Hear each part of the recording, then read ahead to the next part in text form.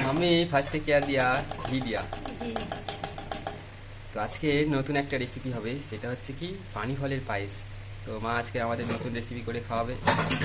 তো please please সবাই একটু ভালো করে মন দিয়ে দেখুন, আর আমিও ভিডিওটা ভালো মন দিয়ে করছি। তো এইবার মনে হয় মা তেজপাতা ফোড়ন দেবে। লবঙ্গ দুটো 4 টুকরো করে। লবঙ্গ দুটো 4 টুকরো করে।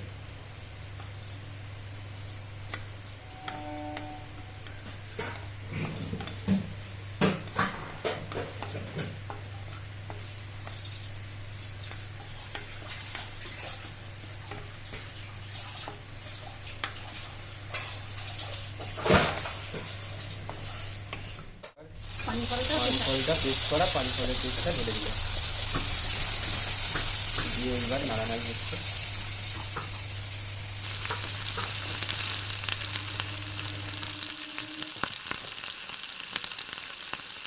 তো বেশ কিছুক্ষণ নাড়াচাড়া করার পরে তো একটু ভালো করে নেড়ে চেড়ে ভালো করে সুন্দর করে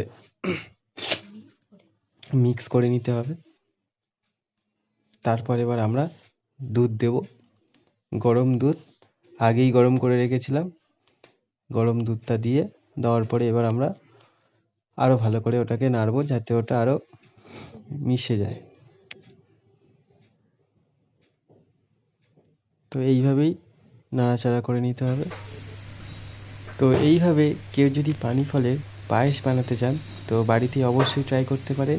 তো খুব ইজি একটা পদ্ধতি, এবং মা এটা সর্বপ্রথম আমাদের এই প্রথম বানানো হচ্ছে। তো সত্যি একটা নতুন রেসিপি।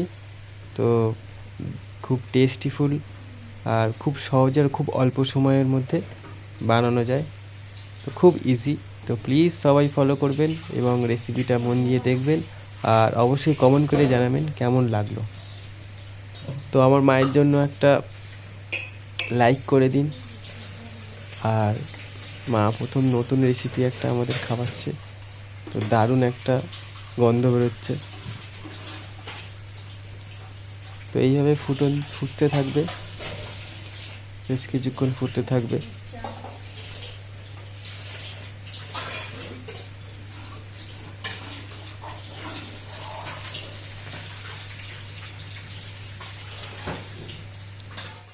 বেশ কিছুক্ষণ ফোটার পরে মা দিল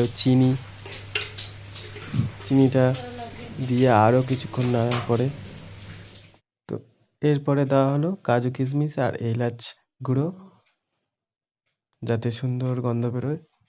এমনিতেও তার আগে খুব সুন্দর গন্ধ বেরোচ্ছিল ফুটন্ত। তো যাই হোক, দেখতেও খুব ভালো লাগছে, খুব সুস্বাদু একটা গন্ধ। যেন মন ভরে যাচ্ছে। তো বাড়িতে সবাই ট্রাই করো, নতুন একটা ছোট্ট রেসিপি, খুব অল্প সময়ে।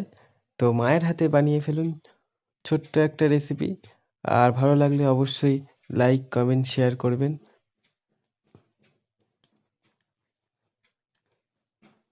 আর বাকি ভিডিও কেমন লাগলো অবশ্যই জানাবেন। তো এইবার আমরা নামিয়ে নেব, নিয়ে এবার পরিবেশন করব। তো হয়ে গেল আজকের রেসিপি, পরে দেখাচ্ছি কেমন লাগছে।